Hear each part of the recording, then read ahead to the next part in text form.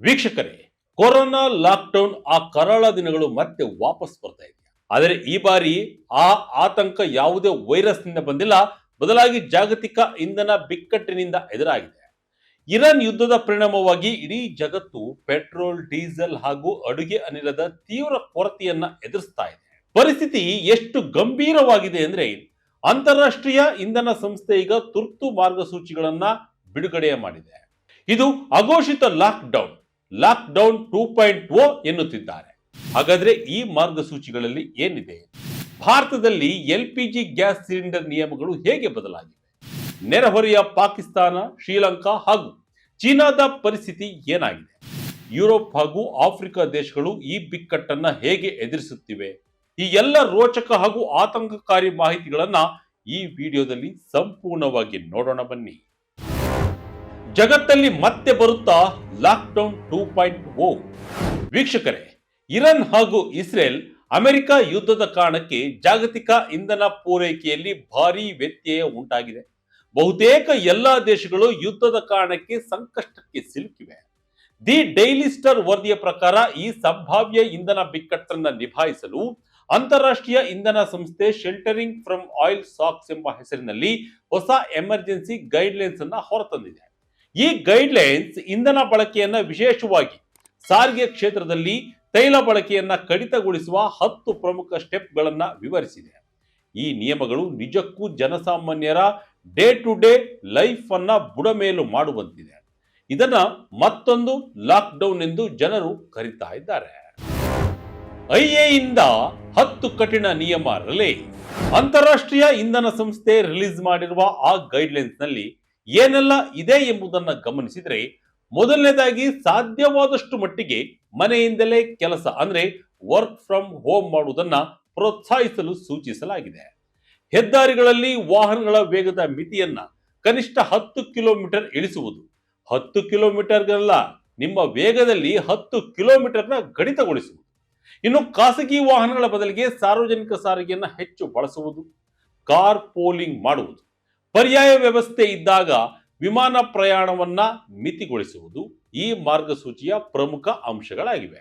ಇಷ್ಟೇ ಅಲ್ಲದೆ ಪೆಟ್ರೋಲಿಯಂ ಆಧಾರಿತ ಅಡುಗೆ ಇಂಧನಗಳ ಬಳಕೆಯನ್ನ ಕಡಿಮೆ ಮಾಡಿ ಎಲೆಕ್ಟ್ರಿಕ್ ಕುಕ್ಕರ್ಗಳಂತಹ ಪರ್ಯಾಯ ಅಡುಗೆ ಪರಿಹಾರಗಳನ್ನ ಬಳಸಲು ಸಲಹೆ ನೀಡಲಾಗಿದೆ.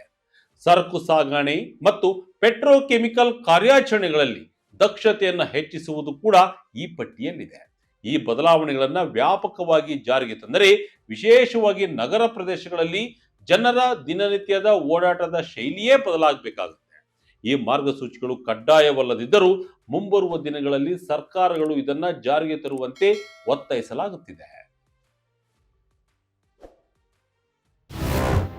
ನಾವು ಮತ್ತೆ ಲಾಕ್ಡೌನ್ ಒಪ್ಪಲ್ಲ ಎಂದ ಜನ. ಐಎ ಮತ್ತು ಈ ಮಾರ್ಗಸೂಚಿಗಳನ್ನ ಬಹಳ ಕನ್ಸರ್ನ್ ನಿಂದ ಜಾಗತಿಕ ಇಂಧನ ಬಿಕ್ಕಟ್ಟನ್ನ ನಿಭಾಯಿಸುವ ಉದ್ದೇಶದಿಂದ ನೀಡಿದೆ. ಆದರೆ ಈ ಗೈಡ್ಲೈನ್ಸ್ಗೆ ಸಾಮಾಜಿಕ ಜಾಲತಾಣಗಳಲ್ಲಿ ಜನರ ಪ್ರತಿಕ್ರಿಯೆ ಮಾತ್ರ ತೀವ್ರ ಸ್ವರೂಪ ಪಡೆದುಕೊಂಡಿದೆ. ಆನ್ಲೈನ್ ನಲ್ಲಿ ಜನರು ಈ ನಿಯಮಗಳನ್ನ ನೇರವಾಗಿ ಕೋವಿಡ್-19 ನಿರ್ಬಂಧಗಳಿಗೆ ಹೋಲಿಸ್ತಾ ಇದ್ದಾರೆ. ಹಲವರು ಇದನ್ನ ಲಾಕ್ಡೌನ್ 2 ಅಂತ ಕರೆಯುತ್ತಿದ್ದಾರೆ. ನಾವು ಇದನ್ನ ಮತ್ತೆ ಮಾಡಲು ಸಾಧ್ಯವಿಲ್ಲ ಎಂದು ಕಟ್ಟಿ ಮುರಿದಂತೆ ಹೇಳಿದರೆ, ಸಾರ್ವಜನಿಕರು ಖಂಡಿತವಾಗಿಯೂ ಮತ್ತೊಂದು ಲಾಕ್ಡೌನ್ ಅನ್ನ ಸಹಿಸುವುದಿಲ್ಲ ಅಂತಾನು ಕಿಡಿಕಾರ್ತಾ ಇದ್ದಾರೆ. ಮತ್ತೊಂದಿಷ್ಟು ಜನ ಲಾಕ್ಡೌನ್ 2 ಬರುತ್ತಿದೆಯಾ, ನಾವು ಇಂತಹ ಅಸಂಬದ್ಧ ನಿಯಮಗಳಿಗೆ ಎಂದಿಗೂ ಬಲಿಯಾಗುವುದಿಲ್ಲ ಎಂದು ಆಕ್ರೋಶವನ್ನ ವ್ಯಕ್ತಪಡಿಸ್ತಾ ಇದ್ದಾರೆ. ಸಾರ್ವಜನಿಕ ಆರೋಗ್ಯದ ದೃಷ್ಟಿಯಿಂದಾಗಲಿ ಅಥವಾ ಇಂಧನ ಬಿಕ್ಕಟ್ಟಿನ ಕಾರಣಕ್ಕಾಗಲಿ ಜನರ ಚಲನವಲನಗಳನ್ನ ನಿರ್ಬಂಧಿಸುವ ಯಾವುದೇ ನೀತಿಗಳನ್ನ ಸ್ವೀಕರಿಸಲು ಜಗತ್ತಿನ ಜನರು ಈಗ ಸಿದ್ಧರಿಲ್ಲ ಎಂಬುದನ್ನ ಈ ರೆಸ್ಪಾನ್ಸ್ಗಳು ಕ್ಲಿಯರ್ ಆಗಿ ತೋರಿಸ್ತಾ ಇವೆ. ಐತಿಹಾಸಿಕ ಪೂರೈಕೆ ವ್ಯತ್ಯಯದ ಬಿಗ್ ವಾರ್ನಿಂಗ್.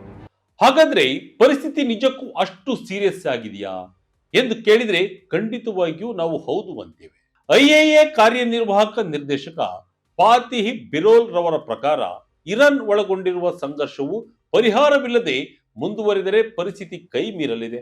ವಿಶ್ವದ 20% ತೈಲವನ್ನ ಸಾಗಿಸುವ ಅತ್ಯಂತ ನಿರ್ಣಾಯಕ ಮಾರ್ಗವಾದ ಹಾರ್ಮುಜ್ ಜಲಸಂಧಿ ಮೂಲಕ ಹಡಗುಗಳ ಸಂಚಾರವನ್ನ ಟೆಹರಾನ್ ಸಂಪೂರ್ಣವಾಗಿ ಸ್ಥಗಿತಗೊಳಿಸಿದೆ.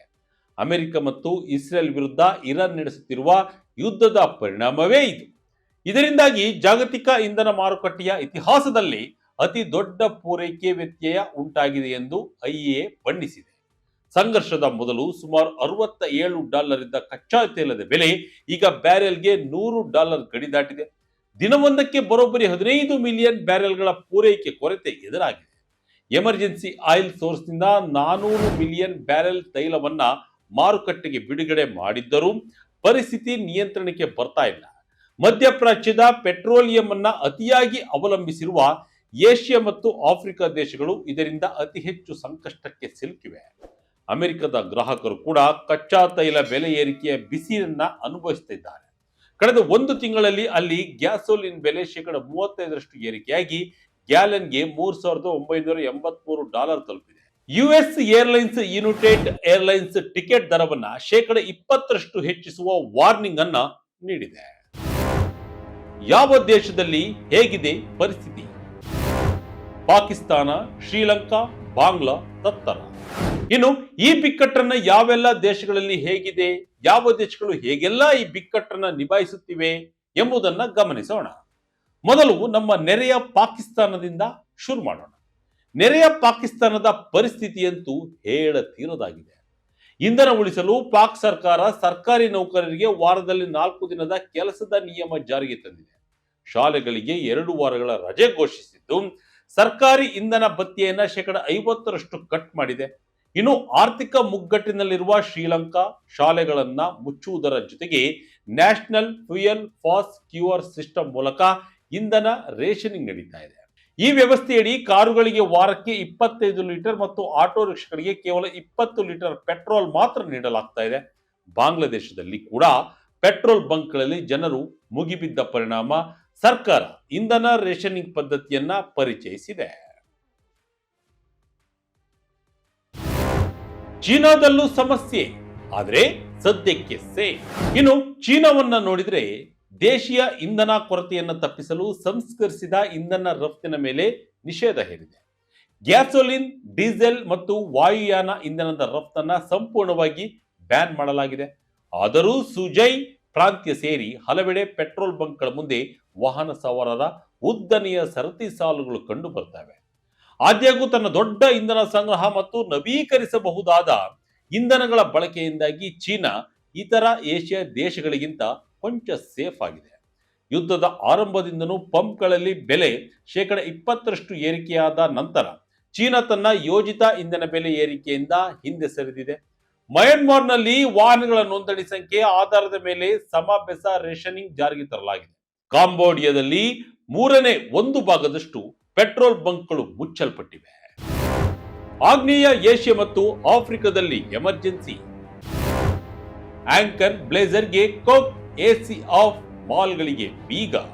ಥೈಲ್ಯಾಂಡ್ನಲ್ಲಿ ನಡೆದ ಒಂದು ಘಟನೆ ಸಾಮಾಜಿಕ ಜಾಲತಾಣಗಳಲ್ಲಿ ಭಾರಿ ವೈರಲ್ ಆಗಿದೆ. ಸುದ್ದಿ ವಾಹಿನಿಗಳ ಲೈವ್ ಬ್ರಾಡ್ಕಾಸ್ಟ್ ವೇಳೆ ಜನರಿಗೆ ಎಸಿ ಬಳಕೆ ಕಡಿಮೆ ಮಾಡಲು ಪ್ರೋತ್ಸಾಹಿಸುವ ಉದ್ದೇಶದಿಂದ ಖ್ಯಾತ ಟಿವಿ ಆಂಕರ್ಗಳು ತಮ್ಮ ಬ್ಲೇಸರ್ಗಳನ್ನ ತೆಗೆದು ಸುದ್ದಿ ಓದ್ತಾ ಇದ್ದಾರೆ. ಅಲ್ಲಿನ ಸರ್ಕಾರಿ ಕಚೇರಿಗಳಲ್ಲಿ ಎಸಿ ತಾಪಮಾನವನ್ನ 26 ಡಿಗ್ರಿ ಸೆಲ್ಸಿಯಸ್ಗೆ ಹೊಂದಿಸಲು, ಎಲಿವೇಟರ್ ಬಳಕೆಯನ್ನ ಕಡಿಮೆ ಮಾಡಲು ಮತ್ತು ಕಾರ್ ಪೋಲಿಂಗ್ ಮಾಡಲು ಆದೇಶಿಸಿದೆ. ಫಿಲಿಪೈನ್ಸ್ ಅಧ್ಯಕ್ಷ ಫರ್ಡಿನಾಂಡ್ ಮಾರ್ಕೋಸ್ ರವರು 1 ವರ್ಷದ ಅವಧಿಗೆ ರಾಷ್ಟ್ರೀಯ ಇಂಧನ ತುರ್ತು ಪರಿಸ್ಥಿತಿಯನ್ನ ಘೋಷಿಸಿದ್ದು, ವಿದ್ಯುತ್ ಬಿಕ್ಕಟ್ಟನ್ನು ತಪ್ಪಿಸಲು ಕಲ್ಲಿದ್ದಲು ವಿದ್ಯುತ್ ಸ್ಥಾವರವನ್ನ ವಿಸ್ತರಿಸಲು ಮುಂದಾಗಿದ್ದಾರೆ. ಆಫ್ರಿಕಾ ಖಂಡದ ಕಡೆ ಬಂದರೆ ಈಜಿಪ್ಟ್ ಸರ್ಕಾರ ಇಂಧನ ಉಳಿಸಲು ಕಠಿಣ ಹೆಜ್ಜೆ ಇಟ್ಟಿದೆ. ಪ್ರತಿದಿನ ರಾತ್ರಿ 9 ಗಂಟೆ ಒಳಗೆ ಎಲ್ಲಾ ಶಾಪಿಂಗ್ ಮಾಲ್ಗಳು ಮತ್ತು ರೆಸ್ಟೋರೆಂಟ್ಗಳನ್ನ ಕಡ್ಡಾಯವಾಗಿ ಮುಚ್ಚುವಂತೆ ಆದೇಶ ಮಾಡಲಾಗಿದೆ. ಸರ್ಕಾರಿ ಕಚೇರಿಗಳು ಸಂಜೆ 6 ಗಂಟೆಗೆ ಮುಚ್ಚಬೇಕು ಮತ್ತು ಜಾಹೀರಾತು ಬೋರ್ಡ್ಗಳಲ್ಲಿ ಲೈಟಿಂಗ್ ಬಳಸುವುದನ್ನ ನಿಷೇಧಿಸಲಾಗಿದೆ. ಇಥಿಯೋಪಿಯಾ ದೇಶವು ಇಂಧನ ಹಂಚಿಕೆಗೆ ಆದ್ಯತೆಯ ಪಟ್ಟಿಯನ್ನ ಸಿದ್ಧಪಡಿಸಿದ್ದು, ಭದ್ರತೆ, ಸಾರ್ವಜನಿಕ ಸಾರಿಗೆ ಮತ್ತು ರಫ್ತುದಾರರಿಗೆ ಮಾತ್ರ ಮೊದಲ ಆದ್ಯತೆ ನೀಡುತ್ತಾ ಇದೆ. ಕೀನ್ಯಾ ಕಚ್ಚಾ ತೈಲದ ರಫ್ತನ್ನ ನಿಷೇಧಿಸಿದೆ.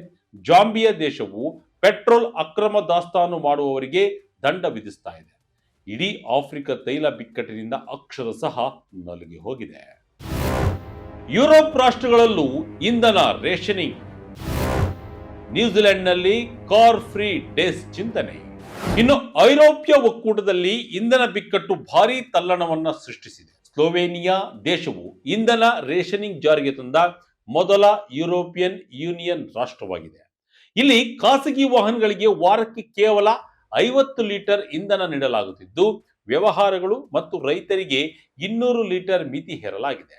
ಸ್ಲೋವಾಕಿಯಾ ದೇಶ ಡೀಸೆಲ್ ಸಂಗ್ರಹಣೆಗೆ ಬ್ರೇಕ್ ಹಾಕಿದೆ. ಜರ್ಮನಿಯಲ್ಲಿ ಪೆಟ್ರೋಲ್ ಮತ್ತು ಡೀಸೆಲ್ ಬೆಲೆ ಪ್ರತಿ ಲೀಟರ್ಗೆ 2 ಯೂರೋ ಗಡಿ ದಾಟಿದೆ. ದಿನಕ್ಕೆ ಕೇವಲ ಒಂದು ಬಾರಿ ಮಾತ್ರ ಪೆಟ್ರೋಲ್ ಬೆಲೆ ಏರಿಸಲು ಅವಕಾಶ ನೀಡುವ ಕಾನೂನನ್ನ ಜರ್ಮನಿ ತರ್ತಾ ಇದೆ. ಉಕ್ರೇನ್ ಆಕ್ರಮಣದ ಮೊದಲು ರಷ್ಯಾದ ಗ್ಯಾಸ್ ಮೇಲೆ ಅವಲಂಬಿತವಾಗಿದ್ದ ಜರ್ಮನಿ ಈಗ ಎಷ್ಟೇ ಬಿಕ್ಕಟ್ಟು ಎದುರಾದರೂ ರಷ್ಯಾದ ಅನಿಲದ ಮೊರೆ ಹೋಗದಿರಲು ನಿರ್ಧರಿಸಿದೆ. ಇನ್ನು ನ್ಯೂಜಿಲೆಂಡ್ ಸರ್ಕಾರವು ವಾರದಲ್ಲಿ ಒಂದು ದಿನ ವಾಹನಗಳನ್ನು ರಸ್ತೆಗೆ ಇಳಿಸದಂತೆ ತಡೆಯಲು ಕಾರ್ ಫ್ರೀ ಡೇಸ್ ಮರುಪರಿಚಯಿಸಲು ಚಿಂತನೆ ನಡೆಸ್ತಾ ಇದೆ. ನಮ್ಮ ಭಾರತದಲ್ಲಿ LPG ಹಾಹಾಕಾರ. ಗ್ಯಾಸ್ ಸಿಲಿಂಡರ್ ವಿತರಣೆಗೆ ಹೊಸ ನಿಯಮ ಜಾರಿ. ಈಗ ನಮ್ಮ ಭಾರತದ ಕಡೆ ಬರೋಣ. ಇದರ ಬಗ್ಗೆ ನಿಮಗೆ ಗೊತ್ತೇ ಗೊತ್ತಿರುತ್ತೆ. ಅತಿ ಹೆಚ್ಚು ಜನಸಂಖ್ಯೆ ಹೊಂದಿರುವ ನಮ್ಮ ದೇಶದಲ್ಲಿ ಅಡುಗೆ ಅನಿಲವಾಗಿ ಲಿಕ್ವಿಫೈಡ್ ಪೆಟ್ರೋಲಿಯಂ ಗ್ಯಾಸ್ ಅಂದರೆ LPG ಅತ್ಯಗತ್ಯ ವಸ್ತುವಾಗಿದೆ. ಭಾರತ ತಾನು ಬಳಸುವ ಒಟ್ಟು LPGಯಲ್ಲಿ 60% ಆಮದು ಮಾಡಿಕೊಳ್ಳುತ್ತದೆ ಮತ್ತು ಈ ಆಮದಿನ 90% ಪಾಲು ಹಾರ್ಮುಜ್ ಜಲಸಂಧಿಯ ಮೂಲಕವೇ ಬರಬೇಕು. ಈಗ ಆ ಮಾರ್ಗ ಬಂದ್ ಆಗಿರುವುದರಿಂದ ಭಾರತ ಸರ್ಕಾರ ಎಚ್ಚೆತ್ತುಕೊಂಡಿದೆ. ಭಾರತಕ್ಕೆ ಇರಾನ್ ಹಾರ್ಮುಜ್ ಜಲಸಂಧಿಯನ್ನ ಈಗ ತೆರೆದಿಟ್ಟಿದೆ. ಆದರೆ ಮುಂದೇನು ಎನ್ನುವುದು ಗೊತ್ತಿಲ್ಲ. ಆದ್ದರಿಂದ ಅಗತ್ಯ ವಸ್ತುಗಳ ಕಾಯ್ದೆಯನ್ನ ಜಾರಿಗೆ ತರಲಾಗಿದ್ದು, ಹೋಟೆಲ್ಗಳು ಮತ್ತು ಕ್ಯಾಟರಿಂಗ್ ಸೇವೆಗಳಂತಹ ವಾಣಿಜ್ಯ ಬಳಕೆಯ ಬದಲಿಗೆ ಗೃಹ ಬಳಕೆಯ LPG ಗ್ರಾಹಕರಿಗೆ ಆದ್ಯತೆ ನೀಡಲಾಗುತ್ತಿದೆ. ನಗರ ಪ್ರದೇಶದ ಮನೆಗಳಿಗೆ ಪ್ರತಿ LPG ಸಿಲಿಂಡರ್ ಬುಕ್ಕಿಂಗ್ ನಡುವೆ ಕನಿಷ್ಠ 25 ದಿನಗಳ ಅಂತರವನ್ನು ಕಡ್ಡಾಯಗೊಳಿಸಲಾಗಿದೆ. ಆದರೆ ಒಂದು ಸಿಲಿಂಡರ್ ಬುಕ್ ಮಾಡಿದ ಮೇಲೆ 25 ದಿನಗಳ ನಂತರವಷ್ಟೇ ಮತ್ತೊಂದು ಬುಕ್ ಮಾಡಬಹುದು. ಲಕ್ನೋದಂತಹ ನಗರಗಳಲ್ಲಿ LPG ಸಿಲಿಂಡರ್ಗಾಗಿ ಜನರು ಸರತಿ ಸಾಲಿನಲ್ಲಿ ನಿಂತಿರುವ ದೃಶ್ಯಗಳು ಸಾಮಾನ್ಯವಾಗ್ತವೆ. ಮಾರ್ಚ್ ತಿಂಗಳಲ್ಲೇ ಭಾರತಕ್ಕೆ LPG ಆಮದು ಅರ್ಧದಷ್ಟು ಕಡಿಮೆಯಾಗಿದ್ದು, ರೆಸ್ಟೋರೆಂಟ್ಗಳು, ಕೆಫೆಗಳು ತೀವ್ರ ಸಂಕಷ್ಟ ಎದುರಿಸ್ತಾ ಇವೆ. ಈ ನಡುವೆ ಭಾರತದ ಪ್ರಮುಖ IT ಕಂಪನಿಗಳು ತಮ್ಮ ಕ್ಯಾಂಟೀನ್ ಮತ್ತು ಫುಡ್ ಕೌಂಟರ್ಗಳನ್ನು ಕಡಿತಗೊಳಿಸುತ್ತಿದ್ದು, ಉದ್ಯೋಗಿಗಳಿಗೆ ಮನೆಯಿಂದನೇ ಊಟ ತನ್ನಿ ಎಂದು ಒತ್ತಾಯಿಸುತ್ತಿವೆ. ಒಟ್ಟಿನಲ್ಲಿ ರಸ್ತೆ ಸಾರಿಗೆಯ ಜಾಗತಿಕ ತೈಲ ಬೇಡಿಕೆಯ ಸುಮಾರು 45% ಹೊಂದಿದೆ. ಹಾರ್ಮುಜ್ ಜಲಸಂಧಿ ಮುಚ್ಚಿರುವುದರಿಂದ ಇಡೀ ಜಗತ್ತು ಈ ಇಂಧನಕ್ಕಾಗಿ ಪರದಾಡ್ತಾ ಇದೆ. ಅಂತಾರಾಷ್ಟ್ರೀಯ ರಸ್ತೆ ಸಾರಿಗೆ ಒಕ್ಕೂಟ ಎಚ್ಚರಿಸಿರುವಂತೆ ಡೀಸೆಲ್ ಪೂರೈಕೆ ಸ್ಥಗಿತಗೊಂಡರೆ ಇಡೀ ಲಾಜಿಸ್ಟಿಕ್ಸ್, ಸರಕು ಸಾಗಣೆ ಮತ್ತು ದಿನನಿತ್ಯದ ವಸ್ತುಗಳ ಪೂರೈಕೆ ಸಂಪೂರ್ಣ ನಿಂತು ಹೋಗುತ್ತದೆ. IA ನೀಡಿರುವ ಮಾರ್ಗಸೂಚಿಗಳು ನೋಡುವುದಕ್ಕೆ ಲಾಕ್ಡೌನ್ ತರಹ ಕಂಡರೂ ಇಂಧನ ಉಳಿಸಲು ಜಗತ್ತಿನ ಮುಂದೆ ಬೇರೆ ದಾರಿ ಇಲ್ಲ ಎಂಬುದು ಕಟು ಸತ್ಯ. ಆದರೆ ಕೋವಿಡ್ ಲಾಕ್ಡೌನ್ನಿಂದ ಬೇಸತ್ತಿರುವ ಸಾರ್ವಜನಿಕರು ಮನೆಯಿಂದಲೇ ಕೆಲಸ, ವಿಮಾನ ಸಂಚಾರ ಕಡಿತ, ವಾಹನ ಬಳಕೆಗೆ ಬ್ರೇಕ್ ಮತ್ತು ಇಂಧನ ರೇಷಿಂಗ್ನಂತಹ ನಿಯಮಗಳನ್ನು ಸುಲಭವಾಗಿ ಒಪ್ಪಿಕೊಳ್ತಾರಾ? ಸರ್ಕಾರಗಳು ಈ ಬಿಕ್ಕಟ್ಟನ್ನ ಜನಸಾಮಾನ್ಯರಿಗೆ ಹೊರೆಯಾಗದಂತೆ ಹೇಗೆ ನಿಭಾಯಿಸುತ್ತವೆ ಎಂಬುದನ್ನ ಕಾದು ನೋಡಬೇಕಿದೆ. ಇದಾಗಿತ್ತು ಈ ಕ್ಷಣದ ಇಂಟ್ರೆಸ್ಟಿಂಗ್ ಸ್ಟೋರಿ. ಇದೇ ರೀತಿಯ ಸ್ಟೋರಿಗಾಗಿ Vijaya Karnataka website, YouTube page, Facebook page follow ಮಾಡ್ತಾ ಇರಿ. ಧನ್ಯವಾದಗಳು.